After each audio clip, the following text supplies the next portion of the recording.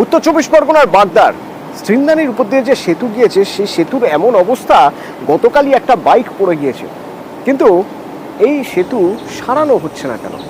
সমস্যা কোথায়? একটা সাঁকোটার অবস্থা দেখুন একবারেই।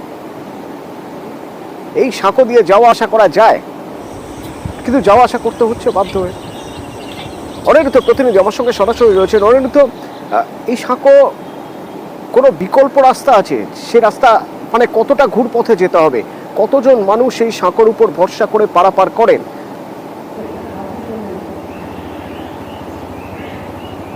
দেখো তো, তোমাকে জানিয়ে রাখি যে উত্তর চব্বিশ পরগনার একদম বলা যেতে পারে বাংলাদেশের লাগোয়া এই সিন্দানি গ্রাম পঞ্চায়েতের যে সাঁকোর কথা বলা হচ্ছে, সেটা হচ্ছে সিন্দানিরই একটি জলাশয়। তার উপর দিয়েই প্রায় 7-8টা গ্রামের বাসিন্দারা যাতায়াত করেন, কারণ ওই সাঁকোই তাদের নির্ভরতা। এবং না হলে 5 কিলোমিটার ঘুরে তাদের বাজারে আসতে হয়, স্কুলে আসতে হয়। সিন্দানি বাজার, সিন্দানি স্কুল, নানা অফিস আদালতে আসতে গেলে ওই পথ দিয়ে এলেই তারা সোজাভাবে আসতে পারেন। এবং সেই কারণেই 1977 সালে এই সাঁকো বানানো হয়েছিল। এবং এই সাঁকো বলা যেতে পারে তারপর থেকেই বিভিন্ন সময়ে জরাজীর্ণ অবস্থায় থাকে, কিন্তু পঞ্চায়েতের তরফ থেকে সারাই করা হয়। কিন্তু দীর্ঘদিন, অর্থাৎ শেষ কিছু মাস ধরেই এই সাঁকোর অবস্থা বেহাল, এলাকার বাসিন্দাদের তেমনই দাবি। এবং গতকাল সেই সাঁকো থেকেই একজন বাইক আরোহী পড়ে যান, যা নিয়ে তাদের আহত হতে হয়েছে। এবং রাতে এই সাঁকোয় কোনো আলো থাকে না, দেখা যাচ্ছে এরকম জরাজীর্ণ দশা সাঁকোর এক কোনায় রীতিমতন ভেঙে পড়েছে। এবং প্রাণের ঝুঁকি নিয়েই যাতায়াত করতে হচ্ছে ওই 7-8টি গ্রামের বাসিন্দারা, যারা কয়েক হাজার বাসিন্দা আছেন। তাদের নিত্য কাজে আসতে হয় এপাশে, এবং সেই কারণেই তারা দাবি তুলেছেন যে স্থায়ী সমাধান তারা চায়। যদিও পঞ্চায়েতের তরফ থেকে কিন্তু জানানো হচ্ছে যে বিগত দিনে তারা সারাই করেছেন, অর্থাৎ লোকসভা নির্বাচনের আগে এই সাঁকো সারাই করা হয়েছিল। অন্যদিকে বিজেপির তরফ থেকে অভিযোগ করা হচ্ছে যে এই সাঁকো নিয়ে তারা নানাবার অভিযোগ জানিয়েছে। সাঁকোর জরাজীর্ণ অবস্থা থাকে, স্কুলের ছাত্রছাত্রীরা যাতায়াত করে, নানা সময় দেখা যায় যে রুগী নিয়ে ওই পথ দিয়ে আসবার সময় তাদের সমস্যার শিকার হতে হয়। সাঁকো অনেক সময় ভেঙে পড়েছে, তারা অভিযোগ জানিয়েও কোনো লাভ পায়নি, তেমনই অভিযোগ তুলেছে বিজেপি। পঞ্চায়েত প্রধান জানিয়েছেন যে যেহেতু বাগদাতে উপনির্বাচন রয়েছে, সেই ক্ষেত্রে এই সাঁকো এখন প্রশাসনিকভাবে সারাই করা সম্ভব নয়। তিনি পঞ্চায়েত সদস্যকে অনুরোধ করেছেন যে এই সাঁকোটিকে হাঁটার উপযুক্ত করে তুলবার জন্য ব্যবস্থা নেওয়ার জন্য তিনি দ্রুত ব্যবস্থা নেবেন বলে দাবি করেছেন। অতনু, ধন্যবাদ। প্রায় 10-15 হাজার লোক এখান থেকে যাতায়াত করে। জীবনের ঝুঁকি নিয়ে ছাড়া আমাদের তো উপায় নেই। আমাদের কোনো রকম একটা পাকা স্থায়ী ব্যবস্থা করার জন্য আমরা একাধিকবার সরকার প্রশাসনের কাছে আবেদন করেছি, কিন্তু কোনো প্রশাসন আমাদের কথায় কর্ণপাত করে না। ব্রিজ রং করতে এসেছিল, ব্রিজ তৈরির জন্য পাথর এসেছিল, তৃণমূলের শাসক দলের লোকজন সেগুলো তুলে নিয়ে গেছে। তারপর পাথর পড়ার পরে তুলে নিয়ে গেছে, রং করতে এসে ফিরে চলে গেছে। তারপর একাধিক দিন তো আমাদের বাচ্চা কাচ্চারা পড়েই থাকে। ইভেন একটা লাইটের ব্যবস্থা করে না পঞ্চায়েত থেকে, না আছে এপারে না আছে ওপারে। বিধানসভার উপনির্বাচনের জন্য আমি নির্বাচনটা চলে গেলে এরপরে আমি দেখি উপরে কথা বলে এটা ভালো বিধি ব্যবস্থা নেব যাতে রিপেয়ার করা যায়। এবং গতকালের বৃষ্টিতে এই খারাপটা হয়েছে, এরপরে আমি দেখছি আমাদের নির্বাচনটা না গেলে আপাতত আমি কিছুই করতে পারছি না। নদিয়ার চাপড়ায় নিকাশি নালা তৈরির জন্য যে টাকা বরাদ্দ হচ্ছে, সেই টাকা নাকি তছরূপ করা হয়েছে। কত টাকা বরাদ্দ হয়েছে? 6.5 লাখ টাকা মতো বরাদ্দ হয়েছে। তো টাকা গেল কোথায়? কাজ তো কিছুটা হয়েই থমকে গেছে। তাহলে সেই টাকা কার পকেটে ঢুকছে? সমীর প্রতিনিধি আমার সঙ্গে সরাসরি রয়েছে। সমীর, কতদিন আগে এই টাকা বরাদ্দ হয়েছে এবং এখনো পর্যন্ত কতটা কাজ হয়েছে?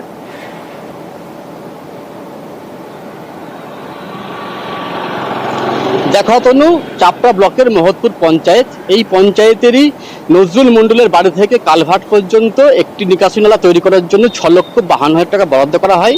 এবং বেশ কিছুদিন ধরে সেই কাজটা চলে, কিন্তু স্থানীয়দের অভিযোগ সেই কাজ এখনো সম্পূর্ণ হয়নি। এবং সম্পূর্ণ না হওয়া সত্ত্বেও কিন্তু সেই 6,52,000 টাকা ঠিকাদার সংস্থাকে পেমেন্ট করে দিয়েছে পঞ্চায়েত কর্তৃপক্ষ। স্থানীয়দের আরও যে ওটা অভিযোগ যে এই যে নিকাশি নালা, এর যতটা উচ্চতা হওয়ার কথা ছিল ততটা উচ্চতা করা হয়নি। এর পাশাপাশি এই নিকাশি নালার উপরে একটা ঢাকনা দেওয়ার কথা ছিল, সেটাও কিন্তু দেওয়া হয়নি। অর্থাৎ কাজ কিন্তু এখনো অসম্পূর্ণ বা অসমাপ্ত রয়েছে। তার সত্ত্বেও ঠিকাদার সংস্থাকে পেমেন্ট কেন করা হলো? তারা এখানে অভিযোগ তুলছে যে এই পঞ্চায়েত কর্তৃপক্ষ, পঞ্চায়েত প্রধান, পঞ্চায়েতের নির্বাহী আধিকারিক এবং পঞ্চায়েতের এক তৃণমূল সদস্য যোগ সাজস করে টাকা তছরূপ করেছেন এবং এই টাকা আত্মসাৎ করছেন এবং কাজ অসম্পূর্ণ রেখেই সেই টাকা কিন্তু বরাদ্দ করেছেন।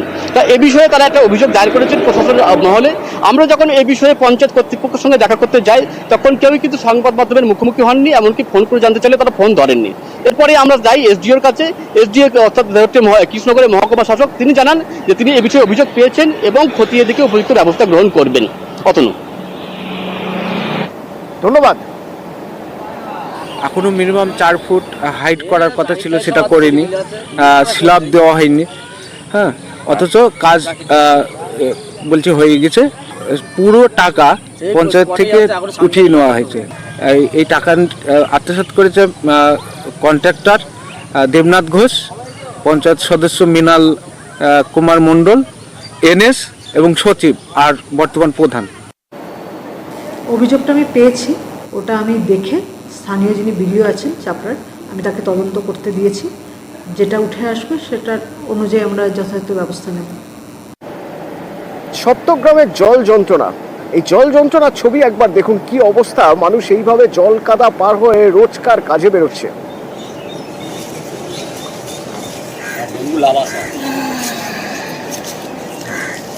চারিদিকে জলের জল ভর্তি। এখন বৃষ্টি আসেনি, এই পরিস্থিতি। কিছুদিন আগে আমরা চান্দা তুলে, গ্রাম থেকে চান্দা তুললাম, চান্দা তুলে এইখানে পরিষ্কার করছিলাম ড্রেন। এইখানে বলে সব বিজেপি ভোট দেয়, বিজেপিরা করবে, বিজেপি টিএমসি আমি তো বুঝতে পারি না। আমি একটাই জানি বিজেপি জিতেছে। হ্যাঁ, বিজেপি জিতেছে। কত ওয়ার্ডে? এখানে 2টো ওয়ার্ড, 79-80 দুটোই জিতেছে। হ্যাঁ, গ্রাম পঞ্চায়েত থেকে জিতেছে। আমাদের অনেক সমস্যা, আমাদের দোকানদারি অনেক কষ্ট হচ্ছে। কেউ কাস্টমার গুলো আসছে না, এই বলছে নোংরার মধ্যে কে আসবে। আমাদের এই চালপট্টি এরিয়া এরকম কোনোদিন এরকম সমস্যা ছিল না। এরকম যেরকম জিতেছে এরা কেউ পার্টি কাজ করছে না, কি এখানে মানুষ থাকে না। এখনো কতজন স্কুল বাচ্চাগুলো আর মেলাগুলো সব পড়ে যাচ্ছে, আমাদের দোকানদারি হচ্ছে না। আমরা কি রকম কন্ডিশন চলছি, আমাদের এখানে তো কেউ শুনছেই না। প্রতিনিধি সোমনাথ আমার সঙ্গে রয়েছে। সোমনাথ, কেন জল যন্ত্রণা ভোগ করতে হচ্ছে এদের? এখনো তো বর্ষাই আসেনি, ভরা বর্ষায় কি হবে এরপর? দেখো এই চক বাস বেরিয়ে আজ সপ্তগ্রাম এলাকায় চক বাস বেরিয়া ইসলামপাড়া স্টেশনের পাশ দিয়ে একটা নিকাশি খাল গেছে। এই খাল দীর্ঘদিন ধরে সেই খাল পরিষ্কার হচ্ছে না এবং স্থানীয় লোকেরা সেই খালে পরিষ্কার করার উদ্যোগ নেয়। ওই খালে পাশেই বসবাস করে, যেসব বাসিন্দারা বসবাস করে সেই সব রাস্তা দীর্ঘদিন ধরে জল জমে রয়েছে এবং সেই পচা জলে মশা কিলবিল করছে।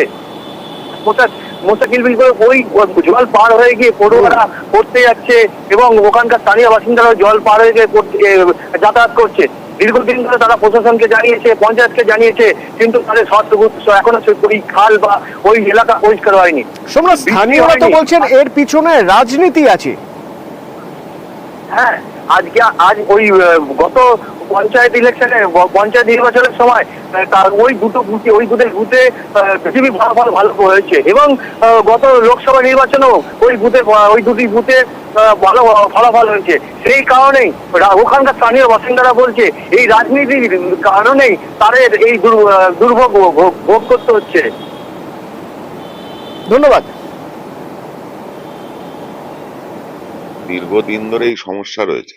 ওখানে আমাদের যে জেতা সদস্য আছে, সে এর আগে ওখানের আমাদের যে তৃণমূলের প্রধান রয়েছে, পঞ্চায়েত প্রধান, তাকে এই বিষয়ে চিঠিও করেছিল, কিন্তু তাতে কোনো রকম সদুত্তর এই কারণে দেয়নি কারণ ওখানকার যে সকল মানুষরা রয়েছে তারা নিজের ভোটাধিকার প্রয়োগ করেছে এবং সেই ভোটে দেখা গেছে যে বিজেপি বেশি পরিমাণ ভোট পেয়েছে, যার কারণেই ওই এলাকাটার ভেতরে কোন রকম নজরদারি প্রশাসনের পক্ষ থেকে আর পঞ্চায়েতের পক্ষ থেকে কোন রকম দেওয়া হচ্ছে না। ডেভেলপমেন্ট বিজেপি সিপিএম দেখে হয় না। ডেভেলপমেন্ট মমতা বন্দ্যোপাধ্যায় সবার জন্য পশ্চিমবাংলার প্রতিটা বাড়িতে পৌঁছেছে। এখানে বিজেপি সিপিএম ব্যাপারটা না, ব্যাপারটা হচ্ছে ঘটনাচক্রে কোনো কারণে ওই নিকাশিটা মানে বুঝে যাওয়ার জন্যে হয়তো ঘটনাটা ঘটেছে। তো যত শীঘ্র সম্ভব এই সমস্যার সমাধান করব এবং করতে হবে, এটা আমাদেরই দায়িত্বের মধ্যে পড়ে এবং যত শীঘ্র সম্ভব এটা করে ফেলব। কুলতলির কুন্দখালীতে দেদার মাটি চুরি হচ্ছে। কারা চুরি করছে বলুন তো? ইট ভাটার মালিকরা। তারা আবার বলছেন যে পারমিট আছে, থানাতে বলেই নাকি মাটি তারা নিচ্ছেন, এটা চুরি নয়। একবার শোনা যাক কি বলছেন। পুকুর খাল নেই বলে এটা মাছ চাষের জন্য এটা পুকুরটা একটু বড় করছি। আর অনেকটা ডিপ করা হচ্ছে না, ডিপ হচ্ছে না, 3 ফুটের কম আছে। পারমিশন করিয়েছেন বিয়ালার থেকে? পারমিশন করা আছে থানা থেকে, বিয়ালা পারমিশন আছে। প্রতিনিধি অর্পণ আমার সঙ্গে রয়েছেন। অর্পণ, থানায় ভাবে পারমিশন দিতে পারে?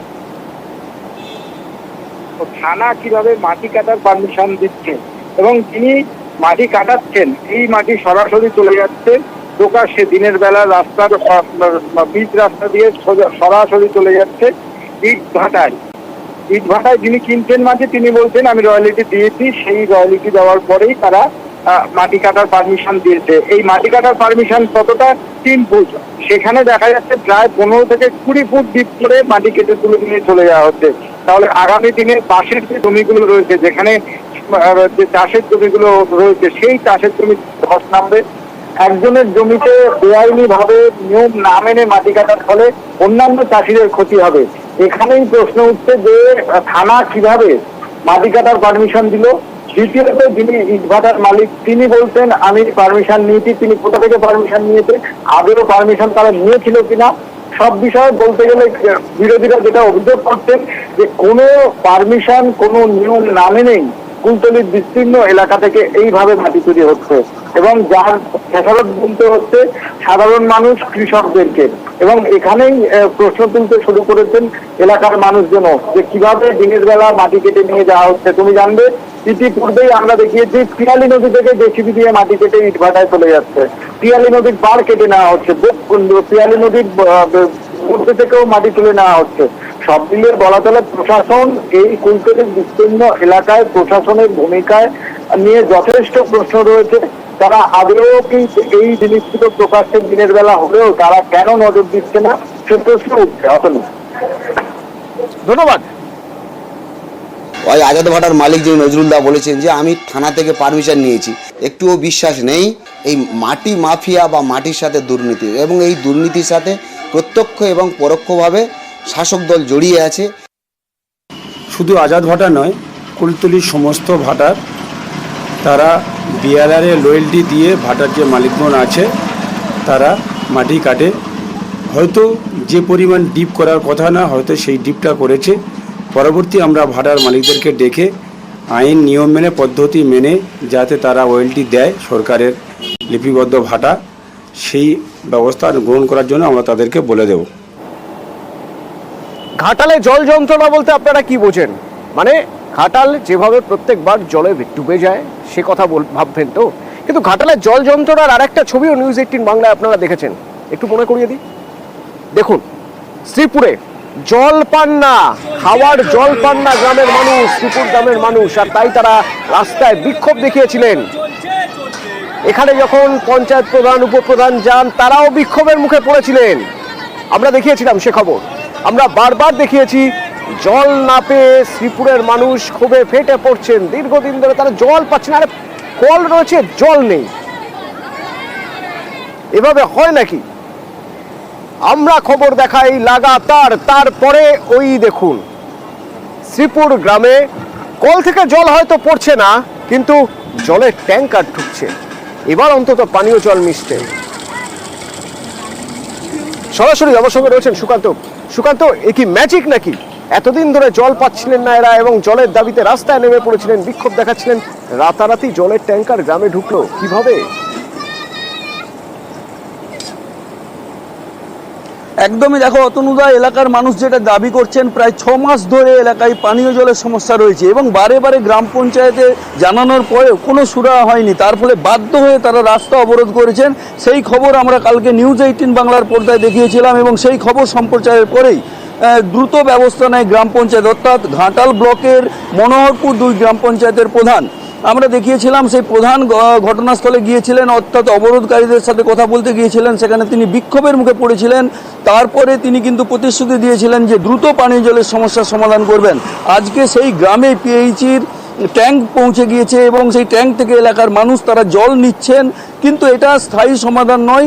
প্রধান অবশ্য জানিয়ে দিয়েছেন যে খুব দ্রুত পিএইচির সাথে কথা হয়েছে এবং ওই এলাকার যাতে স্থায়ী সমাধান, পানীয় জলের কোনো সমস্যা না থাকে সেই দিক দেখবেন। এক কথায় অতনুদা, নিউজ 18 বাংলার খবরের জেরেই লড়ে চড়ে বসে ব্লক এবং গ্রাম পঞ্চায়েতের কর্তৃপক্ষ এবং তারপরে দ্রুত পানীয় জলের সমস্যার সমাধান করা হয় এবং এই পানীয় জল পেয়ে ঘাটালের শ্রীপুর এলাকার মানুষ তারা খুশি, তারা ধন্যবাদ জানাচ্ছেন নিউজ 18 বাংলাকে। অতনুদা, ধন্যবাদ। রাস্তায় যে কালকে পথ অবরোধ হয়েছিল তার জন্য জল আসছে, তার জন্য খুবই ভালো লেগেছে। আমাদের এখানে জল পাঠিয়েছে। আর আরও ভালো হতো যদি আমাদের গ্রামে যে আগে জলে যেভাবে আসতো ওইভাবে যদি জল আসতো তাহলে আরও খুবই ভালো হতো। খবরের জন্যই আর কি জল আসছে। করছিল, জল এসছে, আপনার থেকেও ধন্যবাদ। কালকে অবরোধ ছিল, মানুষকে আমরা শান্ত করে রাস্তা অবরোধ তুলে দিয়েছি যে আমরা ট্যাঙ্কের ব্যবস্থা করব এবং 7 দিনের মধ্যে যে আমরা পাম্পের ব্যবস্থা করে দেবো সেটা জানিয়ে গিয়েছিলাম। তো আমি পিএইচ দপ্তরে গিয়ে ওখানে অ্যাসিস্ট্যান্ট ইঞ্জিনিয়ারের সাথে কথা বলে এবং মানুষ যাতে জল পায় ওনারাও চেষ্টা করছেন।